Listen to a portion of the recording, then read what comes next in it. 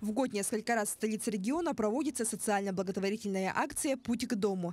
В течение дня врачи узких профилей и ведомственные организации оказывают помощь людям, попавшим по той или иной причине в тяжелую жизненную ситуацию.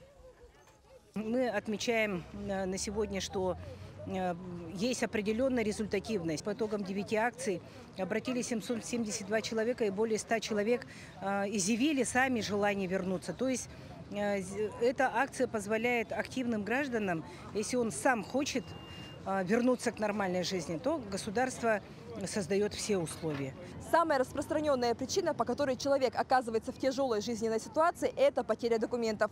Каждый год в рамках акции «Паспортный стол» помогает восстановить удостоверение личности. За время акции 9 гражданам сразу вручили паспорта. Николай Прокопьевич – уроженец Нюрбинского района. Его документы вместе с деньгами украли 2 недели назад. Поэтому, по его словам, он никак не может вернуться на родину. Очень обрадовался, что есть такая акция. Спасибо большое. Совсем плохо без паспорта. Никуда не могу уехать. Билет тоже потерял. Сейчас уже с паспортом. Наверное, выйду на дорогу, если деньги будут.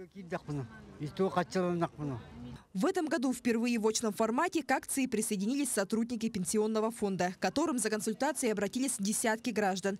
3 уже выдали СНИЛС, а также одной женщине помогли с оформлением пенсионных выплат. Она представила все документы, то есть паспорт, оригинал трудовой книжки, СНИЛС. И поскольку она соответствует всем условиям по требованию федерального законодательства, ей в течение 10 рабочих дней уже будет назначена пенсия. И она сегодня вот уже поехала оформлять карту МИР, куда будут перечислены пенсионные ее накопления. Также для бездомных на месте организовали горячее питание и выдачу одежды, которую предоставили неравнодушные люди. Помимо этого, они смогли пройти полное медицинское обследование у фтизиатра, нарколога, терапевта, сдать анализы на гепатит и пройти флюорографию.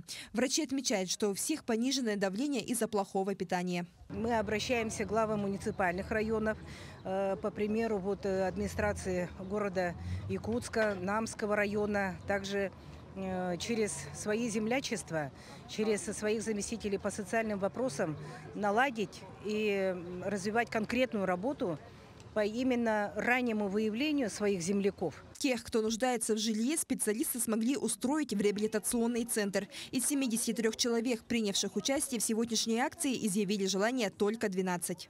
Светлана Амосова, Георгий Григорьев, Якутск.